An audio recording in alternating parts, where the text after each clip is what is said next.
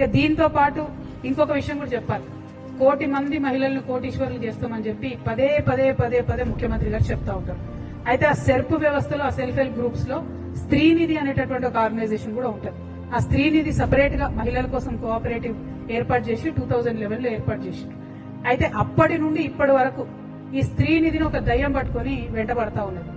దాదాపుగా 14 ఇయర్స్ నుంచి ఒకటే ఒక వ్యక్తి, ఆయన పేరేంటిదంటే జి విద్యాసాగర్ రెడ్డి.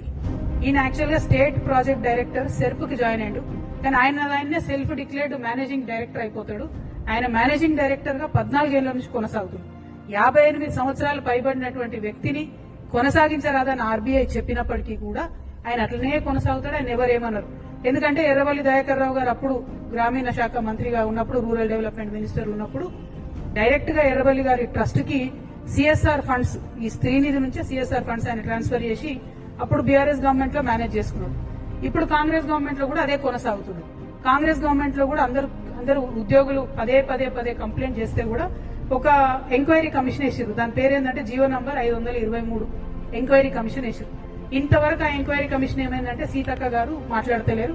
నిన్న కూడా సీతక్క గారు ఈ విద్యాసాగర్ రెడ్డి అనేటువంటి పక్కన కూర్చోబెట్టుకుని మేము మహిళలు కోటీశ్వర్లు చేస్తామంటే ఈయన మింగుతున్నాడు అమ్మ పైసలన్నీ, ఈయన ఇబ్బంది పెడుతున్నాడు, అట్లా కాదు, దయచేసి ఆ వ్యక్తిని మొదలు తొలగించండి. ఎందుకంటే ఈయన ఏం చేస్తుండే, ఆయన మొత్తం ప్యానల్ అందరినీ కూడా ఎగ్జిక్యూటివ్ డైరెక్టర్, ఈ డైరెక్టర్ అని చెప్పి లక్షలలో వాళ్ళకి జీతాలు ఇచ్చి ఎస్సీ ఎస్టీ బీసీ మహిళలందరినీ కూడా 737 మంది ఎంప్లాయీస్ ఉండే స్త్రీనిధిలో ఇప్పుడు 270 మంది మిగిలిరు.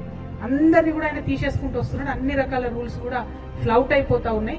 దీనికి ఖచ్చితంగా మీరు ఈ విద్యాసాగర్ రెడ్డి అనే వ్యక్తిని మీరు తొలగించాల్సిందే.